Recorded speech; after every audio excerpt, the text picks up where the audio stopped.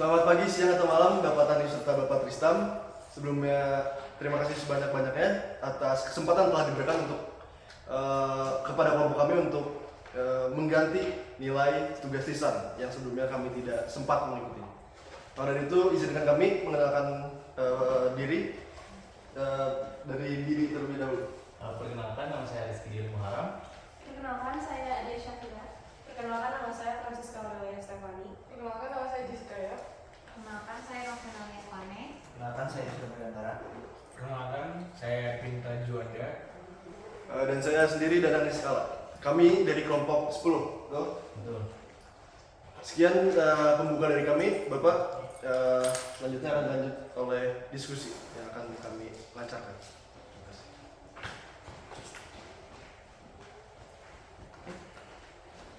Jadi gimana deh? Jadi kita di sini itu punya 5 pertanyaan. Pertanyaan pertama itu, mungkinkah ada seseorang yang mengemban hukum secara praktis? Di pause dulu dong, enggak? Oh, bisa dikatakan kalian. Kalau saya kita juga kan. Apa deh?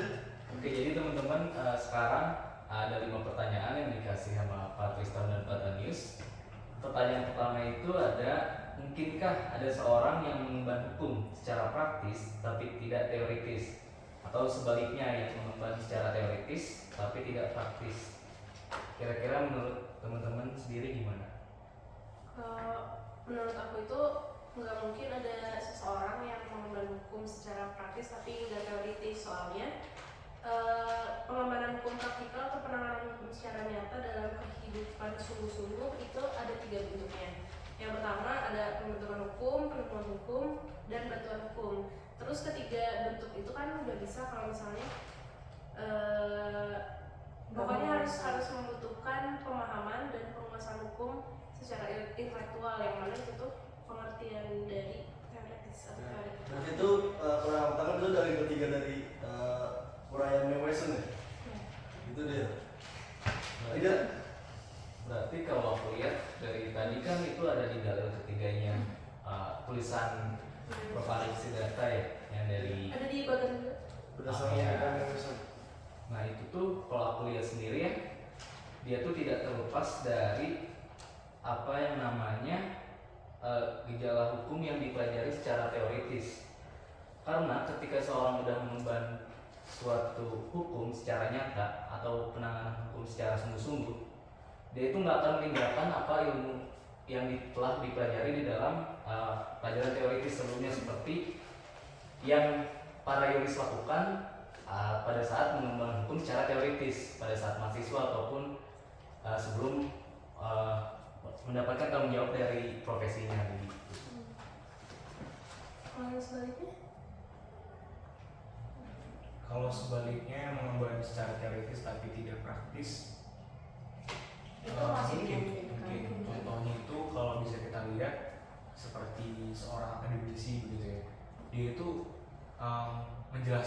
mengajarkan teori-teori dasar hukum, etika profesi hukum, dan mungkin mata kuliah hukum lainnya yang relevan yang juga bisa kita lihat di sehari-hari kita di kampus begitu ya. Nah itu dia mempraktekkan mengemban hukum secara teoritis tapi tidak praktis, seperti di pengadilan, di kantor-kantor hukum yang lain seperti itu. Jadi dia pure hanya tentang teoritis dalam ilmu hukum itu sendiri begitu mungkin. Tapi paling dekat sih bisa dia contohnya ya kita ini mahasiswa gitu. Kita sebagai pengemban hukum juga kan, kita mahasiswa fakultas hukum, yang jelas ya kita mengemban hukum juga. Tapi pasti dalam artian yang teoritikal gitu. Karena kita belum beracara.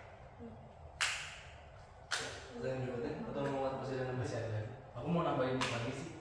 Soalnya kalau dalam ilmu sendiri kan, walaupun secara langsung dia ilmu hukum dogmatik itu memisahkan antara ilmu dan praktek, tapi ketika berbicara penerapan prakteknya sendiri dari pengemban hukum, tidak mungkin melupakan ilmu-ilmu yang telah dipelajari sebelumnya. Oke, sekarang kita lanjut ke pertanyaan kedua. Mungkinkah ada praktisi hukum yang tidak mengemban hukum praktis, atau apakah semua praktisi itu pasti mengemban hukum secara praktis? Bagaimana?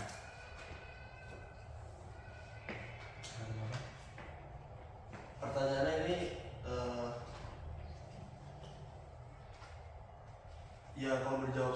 langsung ya pasti jelas gitu. Semua praktisi hukum mengemban hukum secara praktis. Mau berdasarkan tulisan yang dikemukakan oleh Prof. Arif Sidarta berdasarkan pemikiran Wilson ataupun secara logika itu sendiri gitu. Karena kan seorang pengemban hukum atau praktisi hukum sesuai namanya praktisi gitu, kita berpraktik ya yang diemban atau yang dilaksanakan oleh seorang itu ya pasti hukum yang praktis gitu. Jadi tidak akan logis apabila ada pernyataan seorang praktis hukum tidak mengemban hukum secara praktis gitu. Oke. Ada lagi kira-kira teman-teman?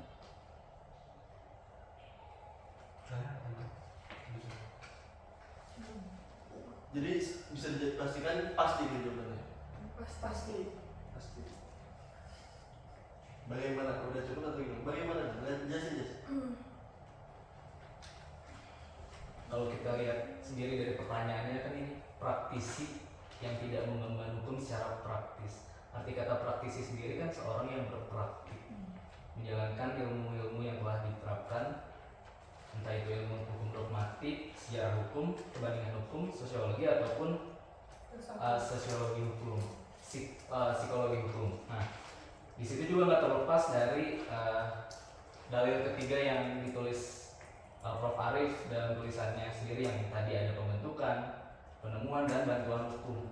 Nah, semua itu kan secara teori atau yang kita pelajari itu merupakan sebuah ilmu praktis yang dilakukan oleh praktisi, entah itu misalkan bantuan hukum oleh pekerja bantuan hukum, LBH contohnya, penemuan hukum oleh hakim dalam memutuskan suatu perkara ataupun pembentukan oleh legislatif sendiri. Kira-kira kalau dilihat dari kata praktisinya ada komentar nggak? Coba berarti. Ada nggak sih satu profesi hukum yang dia itu nggak menerapkan satu ilmu hukum yang praktis gitu? Jadi ibaratnya kalau dosen itu kan pastinya pengemban hukum kan, kira-kira buat kalian. Pengemban hukum, tapi dia tidak menerapkan ilmu praktis dalam ilmu hukum. Termasuk nggak kira-kira arah diskusinya ke sana? Kalau dari arah praktisi sendiri sih, dosen bukanlah seorang yang melakukan profesinya secara praktis. Iya, dia ranahnya dalam pengembangan ilmu secara teoretikal sebagaimana bagian yang ditulis oleh Prof. Arif. Jadi kan dosen itu seorang yang mengemban hukum secara teoretikal. Pertanyaannya, kalau untuk dosen mungkinkah ada akademisi atau apa ya? Yang Ya mungkinkah ada akademisi yang tidak mengemban hukum secara teoretikal gitu. ini sama-sama kayak pertanyaan nomor 4 ya. Mirip ya? Iya, mau yang 3 dulu nggak? Udah beres yang 2 tadi? Berarti yang udah yang dua apa? Nggak mungkin. Tidak mungkin. Nggak mungkin. Secara yang kita pelajari tidak mungkin. Secara literatur kita ya, secara logika juga ya mungkin nggak mungkin. Dengan dasar tidak mungkin. Yang ketiga lanjut kita. Mungkinkah ada pengemban hukum yang mentaat hukum? Mungkin sih, karena kayak bisa dilihat tuh banyak banget kayak contoh-contoh yang bisa kita lihat tuh mungkin banyak legislator tuh yang kayak mereka mengerti hukum tapi mereka tuh bukan jadinya mentaati atau mengikuti hukum itu, melainkan mereka mencari cara untuk kayak hukumnya digunakan pada kesalahan-kesalahannya untuk terlihat benar gitu loh. Atau untuk kepentingan pribadi? Nah, untuk kepentingan pribadi. Jadi kayak banyak tuh digunakan untuk hal-hal yang tidak seharusnya digunakan gitu. Balik lagi sih kalau kata saya pribadi, kata di pertanyaannya itu sendiri, pengemban hukum yang menyalahgunakan atau memperalat hukum. Kalau kata saya itu mungkin saja karena tidak semua pengemban hukum adalah seorang yuris atau seorang ahli hukum. Tadi boleh dikaitkan dengan pendapat dari rekan saya di sana bahwa di legislatif sendiri ada tidak 100% orang yang ada di posisi sana adalah seorang sarjana hukum yang mengerti dan mengetahui bagaimana cara kerja yang dikatakan dari ilmu hukum teoritis, sehingga mungkin saja kalau adanya memperalat hukum atau menyalahgunakan hukum. Sebenarnya simpelnya sederhananya gini, orang yang membuat hukum seperti peraturan perundang-undangan, peraturan menteri atau mungkin peraturan presiden dan sebagainya, peraturan daerah juga termasuk gitu ya, orang pasti tahu ini celah dan peluang untuk bisa dilanggar itu di mana. Jadi kalau misalkan pertanyaannya, mungkinkah pengemban hukum menyalahgunakan atau memperoleh hukum? Tentu saja mungkin dan sangat-sangat mungkin bahkan. Gitu, karena yang menciptakan dan membuat hukum itu adalah seorang legislator dan juga pihak-pihak pengemban hukum. Jadi mereka pasti tahu celahnya di mana untuk bisa dimasuki untuk dilanggar gitu. Ada tambahan? Kira-kira ada tambahan? Ini ada hubungannya juga mungkin sama perkataan Lord Acton yang power stands to corrupt and absolute power corrupt absolutely. Makanya dalam hukum kan banyak pembagiannya gitu, seperti di pemerintahan ada trias politika kan, pembagian antara legislatif, yudikatif, dan eksekutif gitu. Itu kan mungkin untuk membatasi kecenderungan salah satu pihak untuk yang pengemban hukum itu sendiri untuk melakukan penyalahgunaan yang secara berlebihan gitu. Ya mungkin masih ada aja penyalahgunaan secara minor-minor lah, atau ya lebih dari minor, cuma tidak secara keseluruhan gitu. Iya sih. Mungkin bisa sebutin lagi ada contoh apa gitu penyalahgunaan hukum yang marak di Indonesia oleh teman-teman hukum? Mungkin dari segi apa ya, dari manipulasi hukum perdata sih bisa aja sih. Bisa kayak apa ya, kayak pemalsuan itu kan bisa ya, kayak pemalsuan apa namanya tuh Sertifikat identitas kayak gitu juga kan bisa ya, kayak gitu aja sih.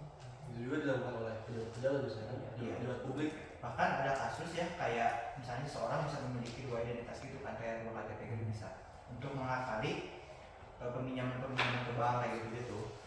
Berarti karena adanya kekosongan hukum ya, atau perbenturan gitu.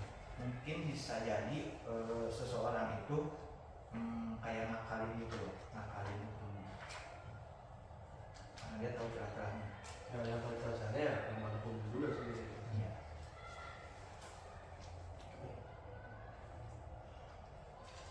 Yang keempat mungkin langsung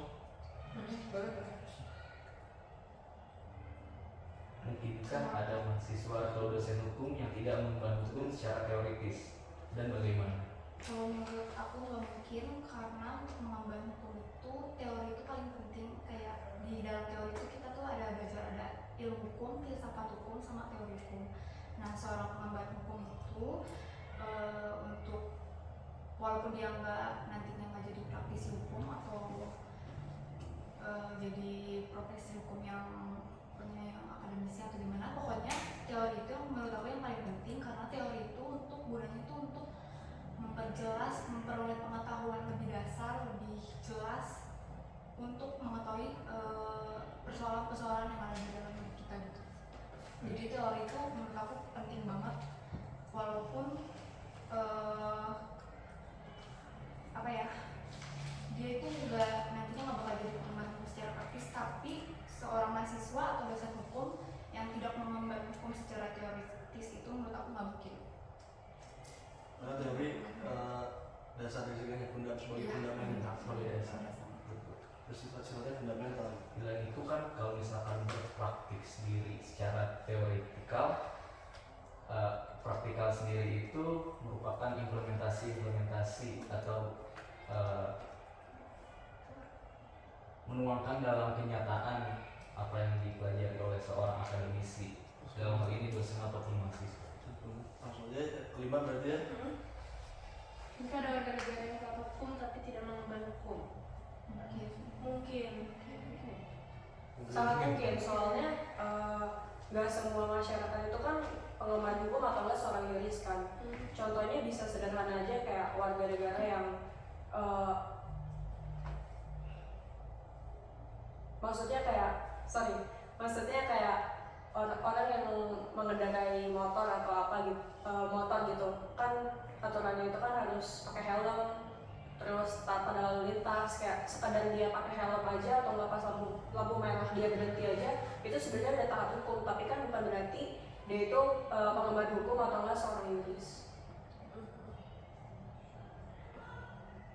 Jadi mungkin kesimpulannya ada warga negara yang taat hukum tapi tidak mengemban hukum, jawabannya tetap ada dan masuk akal gitu ya. Oke. Contohnya udah masuk sih, maksudnya bisa diterima ya atau ada tanggapan kira-kira dari kalian? Cukup ya. Yuk. Dan